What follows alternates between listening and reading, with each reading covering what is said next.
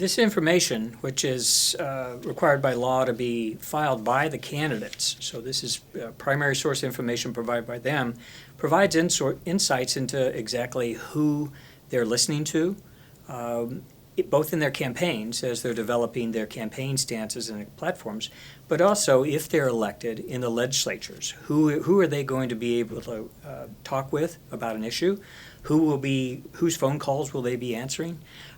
It's just really, it's their information and they're telling you who is important to them.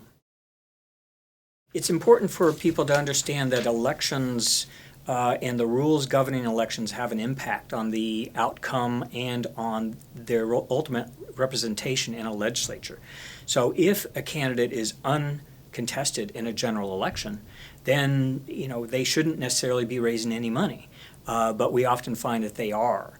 And so when we start looking at, are there two candidates running in a general election, and does one of them raise more than twice as much money as the other, then that starts, you start getting to a place where you understand that the majority of candidates who run elections are not contested. 25% of them are in the country.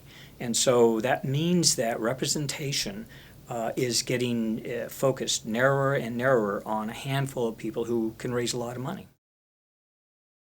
The historical context is what I try to emphasize. Reporters spend a lot of time looking at the horse race story, who raised how much when. And while that is important early on because of things like the wealth primary, do they start with $100,000?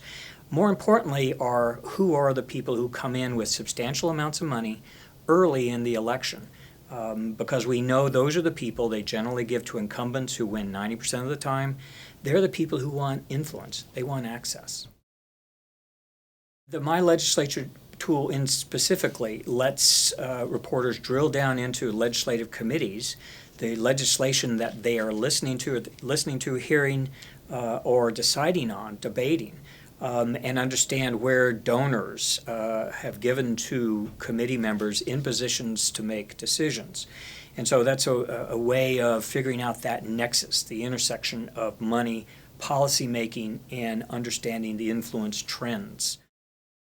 It would be the horse race stories. I think editors are probably, they tire of them very quickly. The idea that you can run down to the courthouse or the clerk of court and get a report and say, here are the top donors, here's how much they've raised this cycle, and that means they're going to win is not helpful. It's not helpful in framing both the election, the importance of the election, the context, who's playing a role, and who wants something from the candidate. So I urge reporters to stay away from the horse race stories. I urge them to think about the campaign finance being a punctuation point in a larger narrative about the importance of an election or a public policy process where the campaign finance number is 5th or 6th or 7th graph. It needs to be about people, and it needs to be about how policy affects people.